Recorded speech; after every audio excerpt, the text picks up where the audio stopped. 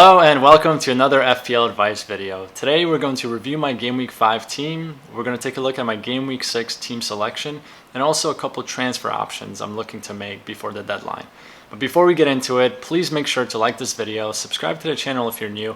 My goal is to reach 500 subscribers by the end of the weekend, and I can only do that with your guys' help.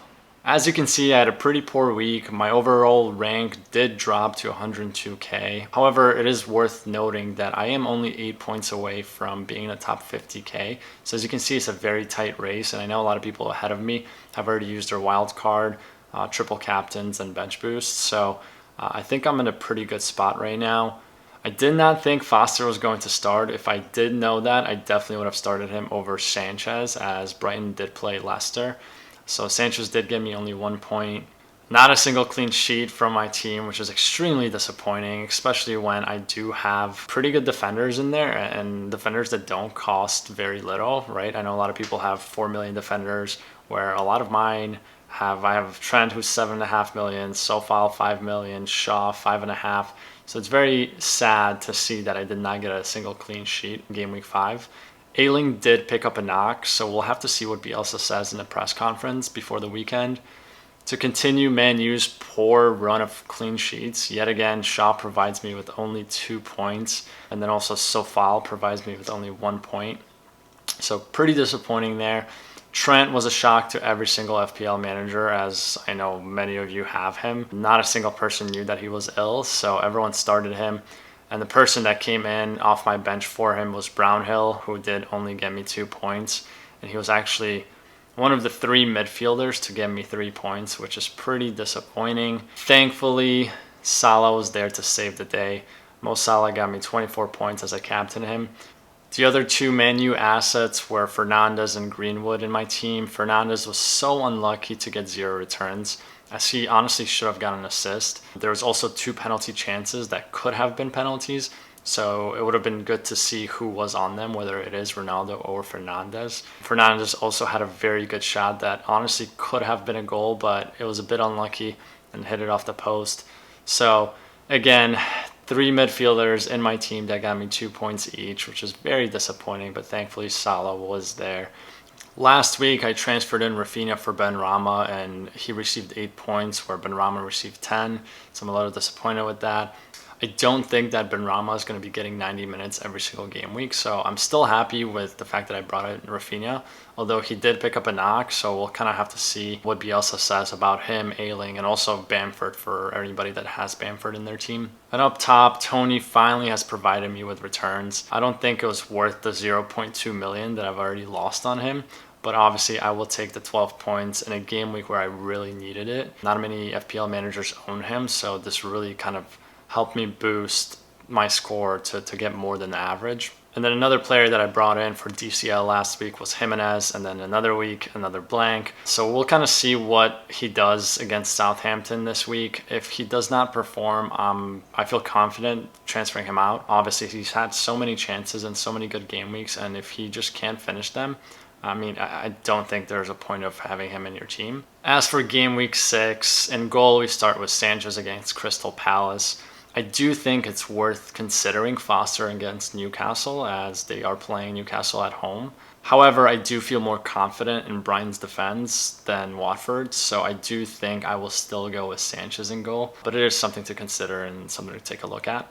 In the back, we start with Luke Shaw. Again, this is his kind of last chance for me. He is still one of the best attacking defenders in FPL. So he's still a great option. However, if I'm paying 5.5 million for a defender, I want to get clean sheets, and he has not been delivering those at all. So I think it might be time to transfer him out for a Chelsea or a Man City defender. Next to Luke Shaw, we have Trent. Obviously, I'm hoping he's all good to go for the weekend, but it is a situation we need to kind of stay on top of and see the press conferences to see if he is fit or if he's ruled out. If he doesn't end up playing, I will have Ivan Toney coming in. However, Brentford do play Liverpool, therefore I don't think that Toney's going to give me many returns. So I'm really hoping that Trent is fit and ready to play. Next up, we have Sofal starting against Leeds, another extremely attacking defender who I love, but a clean sheet against Leeds will not be an easy task. And to finish off my defense, Livermento starts versus Wolves. Southampton have actually been extremely good defensively this year. They have kept clean sheets in their last 2 games against Man City and West Ham. So honestly, I feel more confident with him getting a clean sheet than I do with Man U or West Ham. In midfield, we start with Fernandes. He has just decreased in price, which is extremely unfortunate because I've been wanting to transfer him out for Lukaku or Ronaldo, but I've been kind of waiting for that right moment, and me having 2 free transfers, I don't want to use a hit for it. So the 2 options I really have with him is either keep him for 1 more game week and roll my transfer, so I have 2 free transfers next week, so I can transfer him out and then transfer in Lukaku without taking any hits. And another option is for me to take the -4 hit this game week, transfer him out, and then obviously bring in Ronaldo. Up next, we have Salah against Brentford. Again, no real reason to explain why, as we all know he's essential in FPL. Next to Salah, we do have Greenwood, which I'm a little bit scared to triple up on Man U again. As you saw last game week, those 3 players have given me 6 points, so that's a little bit scary. And to make up the midfield, Rafinha will be starting against West Ham. He did pick up an injury over the weekend where he was forced off the pitch, so that's a situation we need to monitor. If Bielsa does rule him out, I will potentially consider transferring him out for Sarr. And up top, we have Antonio finally back in the starting 11. They are playing Leeds, so I do think it's a very good fixture right now where Antonio can get many returns, especially with the fact that Leeds have so many injuries at the moment. And next to Antonio, to finish off the starting 11, we have Jimenez against Southampton. Again, this will be a really big game for him, especially for my team, because if he does blank, I will probably transfer him out for Lukaku in game week 7. If he does perform, Tony will be the one to go. My game week 6 captain will most likely be Mo Salah. However, I do also think that Antonio is a phenomenal option as they play Leeds, and obviously Leeds have so many injuries in defense that I think Antonio can get you a lot of returns.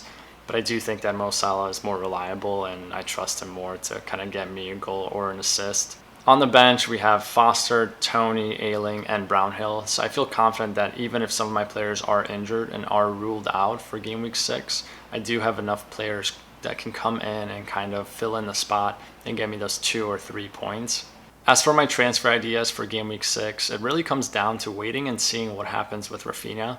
If he is ruled out, I will most likely transfer him out and transfer in Sarr. And if you want to know why Sarr, make sure to check out my latest video for players to buy, hold, sell, and avoid for game week 6. If Bielsa confirms that Rafinha is fit to start and will play in game week 6, I will most likely roll my transfer to game week 7, and in game week 7, transfer out Fernandes and Jimenez or Tony for Lukaku and Sarr. I could make a transfer this week and take a -4 point hit to transfer out Fernandes and Tony and then transfer in Sarr and Ronaldo. But again, that would really come down to Rafinha being fit, Trent being fit, and I just don't know if that's going to happen. I have my fingers crossed that Fernandes is going to outperform Ronaldo in game week 6, but I know that's a lot to wish for. And the other thing that's in the back of my head is whether I will be wildcarding game week 7 or game week 8, and whether I should make a transfer for a player that I want to keep only for 2 games, or whether I want to make a transfer for a player who I want to keep for the next 5 to 7 games. I'm still unsure with the plan there, but hopefully with a few more days of thinking, I'll kind of decide when I want to wildcard. Thank you all so much for watching, and if you wouldn't mind, please like this video and subscribe to the channel, especially if you're new to FPL Advice. My goal is to get to 500 subscribers by the end of the weekend, and I really think I can get there with your guys' help. So again, please subscribe if you are new to the channel. Let me know in the comments what your plan is going into game week 6, and also make sure to check out my latest video on game week 6 players for when it comes to buying, holding, selling, or avoiding them. Again, thank you, and until next time.